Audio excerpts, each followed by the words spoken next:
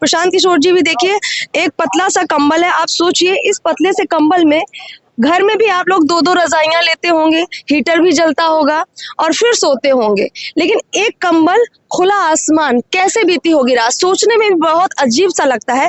प्रशांत किशोर जी, आपके साथ यहाँ बहुत सारे लोग रात भर 2 दिन से सो रहे हैं। हम लोग भी सोचते हैं कि चलिए 4 बजे पहुंच जाएंगे, लेकिन हिम्मत नहीं होती है।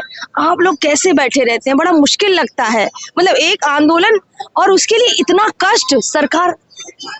मुश्किल नहीं है, इतना मुश्किल नहीं है जितना आप लोग समझ रहे हैं। काफी लोग रहते हैं और इतने लोग रहते हैं तो गर्मी बनी रहती है, बातचीत होती रहती रात भर। लोग पूरे टाइम गाना गाते हैं, परफॉर्म करते हैं। परसों रात में तो 5 बजे तक लोग जगे ही हुए थे, कल रात में भी मुझे लगता है कि 1 बजे तक लोग जगे हुए थे। और चूंकि सब लोग अगल बगल ही सोते हैं तो थोड़ी उसकी भी गर्माहट है, और जब काम आपने ठान लिया है तो चाहे गर्मी पड़े या ठंडा, करना तो है ही। आप ये समझिए कि बिहार के कितने बच्चे इसी ठंड में कहीं मजदूरी कर रहे हैं। क्यों मजदूरी कर रहे हैं? क्योंकि उनको यहाँ नौकरी नहीं मिल रही, क्योंकि यहाँ की पढ़ाई की व्यवस्था अच्छी नहीं है। तो अगर उसको सुधारना है तो कुछ 100 बच्चों को तो ये संकल्प लेकर बैठना पड़ेगा, ठंड हो या गर्मी, कि अब ये व्यवस्था हम लोग को बदलनी है, इसलिए बैठे। कंबल पतला हो मोटा हो, इससे क्या है?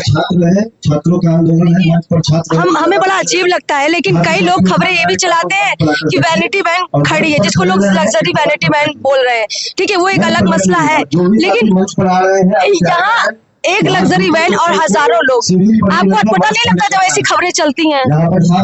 मैं तो खबर देख नहीं रहा हूँ, लेकिन जो किसी ने मुझे बताया कि 25 लाख रुपए वैनिटी वैन के डेली का रेंट है, तो मैं कह रहा हूँ भाई मैं वैनिटी वैन भेज रहा हूँ, तुम 25 लाख रुपए मुझे डेली भेज दो। ऐसे ऐसे बेवकूफों का क्या जवाब दीजिएगा आप? भाई अगर आप यहाँ 24 घंटे रह रहे हैं तो आपको बाथरूम करने कहीं तो जाना पड़ेगा, तो कहाँ बाथरूम करने जाएंगे? कहीं कोई बस में कोई टेम्पररी व्यवस्था ही करके जाएंगे। गांधी मैदान तो लोग खुले भी कर रहे हैं क्योंकि व्यवस्था ही नहीं है। तो खुले में ये तो सरकार का दोष है कि भाजपा वाले अभी यहाँ सरकार का हिस्सा है। इनके प्रधानमंत्री ने, नरेंद्र मोदी जी ने शुरू किया स्वच्छ भारत अभियान। यहाँ लोग इतनी बड़ी संख्या में है, प्रशासन को इतनी भी संवेदनशीलता नहीं है कि कम से कम 2 पब्लिक टॉयलेट लगा दो।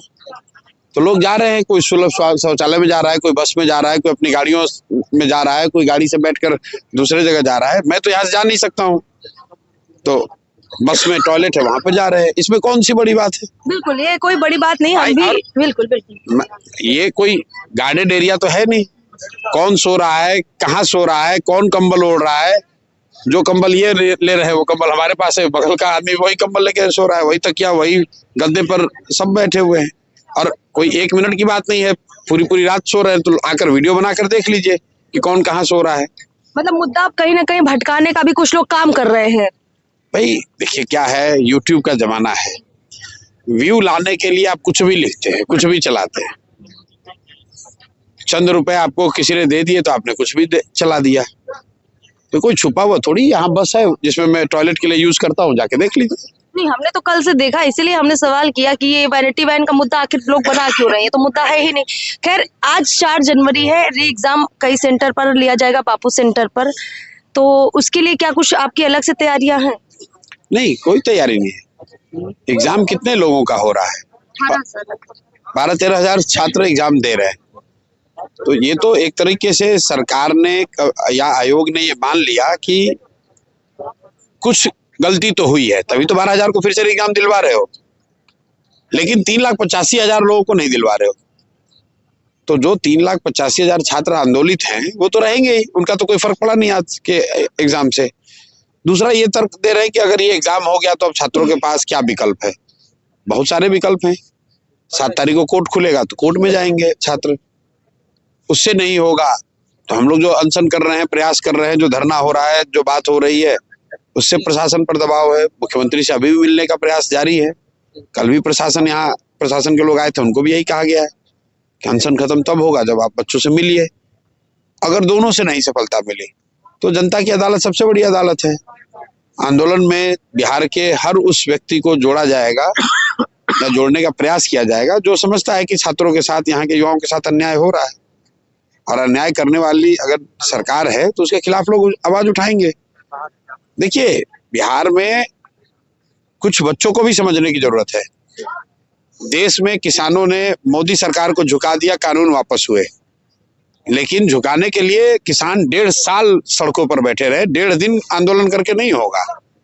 जब आप इतनी बहरी, संवेदनहीन, गूंगी सरकार से डील कर रहे हैं तो आपको भी एकदम डिटर्मिन होके आना है कि चाहे 1 महीना लगे या 1 साल इसको करेंगे, तभी बात बनेगा। आप एक दिन आइएगा, लाठी पुलिस चलाएगी, भाग जाइएगा तो उससे कुछ होगा नहीं। देखिए, एक आखिरी सवाल लेते हैं। जिस तरीके से आज 4 जनवरी का समय बीत गया है, आपने छात्रों से 2-3 दिन का समय मांगा था। आपने कहा था अगर इससे काम नहीं चलेगा तो आप उंगली टेढ़ी करेंगे, तो वो उंगली टेढ़ी क्या मतलब? उंगली टेढ़ी करने का मतलब लोकतंत्र में यही है कि आप छात्रों से आगे बढ़िए। सिर्फ अगर छात्रों की संख्या नहीं हो रही है, छात्रों का दबाव नहीं बन रहा है, तो बिहार की आबादी तो 13 करोड़ है ना, उसमें छात्र 1 करोड़ है, 2 करोड़ है, तो दूसरे लोगों से भी कहा जाएगा कि आप सब लोग छात्रों के समर्थन में जुटिए। टेढ़ी करने का मतलब यही है। हम लोग गांधी मैदान भर देंगे मतलब?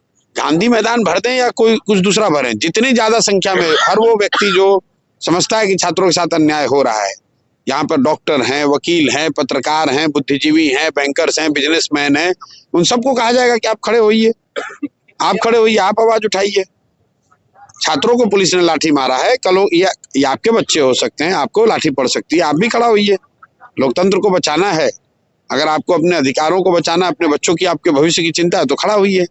मैंने ये कहा कि अभी इस आंदोलन में सिर्फ छात्र हैं, कुछ लोग हम लोग जैसे लोग जुड़े हैं, लेकिन अगर सरकार नहीं मानती है सब प्रयासों के बावजूद, तो बिहार के समाज को अपील किया जाएगा कि आप सब लोग आइए, सब लोग जुड़िए।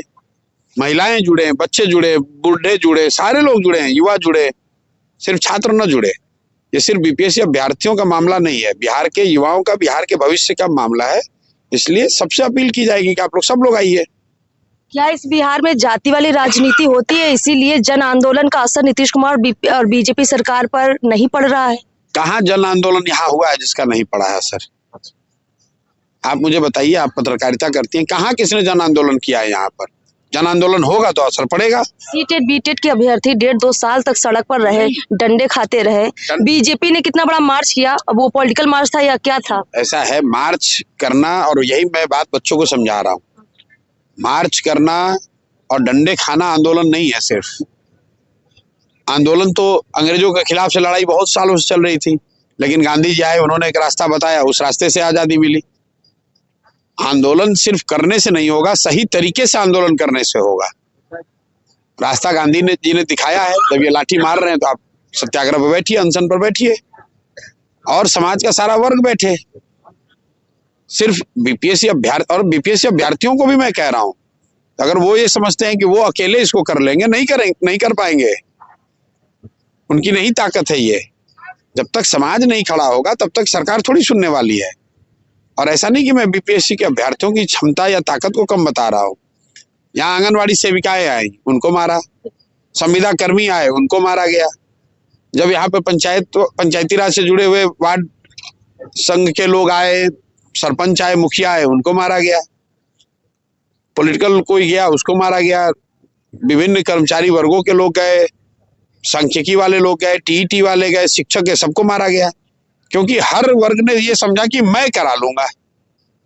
यही यहाँ पे आंदोलनों की ये के चरित्र में ये कमी रही है कि किसी ने सबको जोड़ने की कोशिश नहीं की है। भाई, आप 10 विद्यार्थी बैठे रहोगे गर्दनी बाग में, पूरे जीवन बैठे रहो, सरकार को फर्क नहीं पड़ता है उससे। जब तक उसका स्वरूप बड़ा नहीं होगा, डेमोक्रेसी में संख्या का असर है। गांधी जी ने नमक बनाया तो सिर्फ वहां अकेले नहीं बनाया, पूरे देश में लोगों ने उस कानून को तोड़ा, तब तो सरकार झुकी ना। अगर गांधी जी ने नमक सत्याग्रह में सिर्फ खुद नमक बना लिया होता तो उससे थोड़ी अंग्रेज डर जाते। पूरे देश में होना चाहिए। वैसे बिहार के हर वर्ग को इससे जोड़ना होगा। तो जो लोग कर रहे हैं ये तो विद्यार्थी हैं, इनको क्या समझ है कि किस तरह से आंदोलन को बढ़ाया जा सकता है। ये तो भावना में जुड़े हुए हैं, सोच रहे हैं किस तरह कल एग्जाम हो जाए। भाई साहब बता रहे कल जाके मैं तैयारी करूंगा, उससे थोड़ी सरकार झुकेगी। आप जीवन भर तैयारी करते रहोगे और जीवन भर सरकार सीट बेचती रहेगी, कुछ नहीं होने वाला है। ये बिहार के युवाओं को समझना होगा। ये कोई पहली बार थोड़ी ना अनियमितता हुई है। पीछे भी बीपीएससी में अनियमितता हुई थी, पेपर कैंसिल हुआ था। हर दरोगा के एग्जाम में देख लीजिए, सिपाही के एग्जाम में देख लीजिए, नीट के एग्जाम में देख लीजिए, हर एग्जाम में पेपर लीक हो रहा है। तो जब तक बच्चे ये नहीं समझेंगे, यहाँ के युवा ये नहीं समझेंगे कि मैं और मेरा एग्जाम से आगे, जब तक व्यवस्था नहीं सुधरेगी किसी का भला नहीं होने वाला है। हर आदमी सोच रहा है कि मैं किसी तरह अपना काम कर लूं, फिर दूसरा मरता हो तो मरे। इसीलिए यहाँ आंदोलन सक्सेसफुल नहीं हो पा रहा है। अगर आज इन बच्चों के साथ आंगनवाड़ी वर्कर्स भी बैठ जाए, शिक्षक भी बैठ जाएं, पंचायती राज की व्यवस्था वाले भी जुड़ जाएं, संविदा कर्मी भी जुड़ जाएं, तब सरकार देखिए कल झुकती है।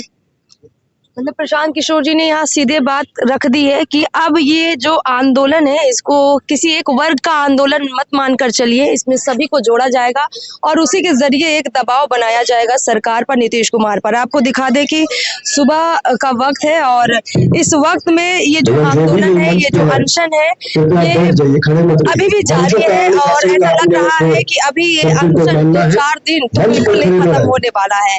फिलहाल हमने यहाँ की एक तस्वीर आपको दिखाई है। गद्दे एक बार फिर से बिछाए जा चुके हैं। अभी थोड़ी ही देर में लोग यहाँ पर बैठ जाएंगे। अभी लोग खड़े हो रहे हैं, सुबह का वक्त है, थोड़ा फ्रेश हो रहे हैं। और जैसा कि आपको दिखाया हमने यहाँ पर कि ठंड के आलम में ऐसे अनशन करना कितना मुश्किल होता है, कितना कठिन होता है। एक तो संघर्ष आप सरकारों से करते हैं, व्यवस्था से करते हैं, और दूसरा संघर्ष प्रकृति के साथ भी हो जाता है जब इस तरह की ठंड होती है और उसका कहर होता है। फिलहाल पीओ भारत में इतना ही। चैनल को सब्सक्राइब कीजिए, फिर जुड़ेंगे यहाँ के तमाम अपडेट्स के साथ। नमस्कार।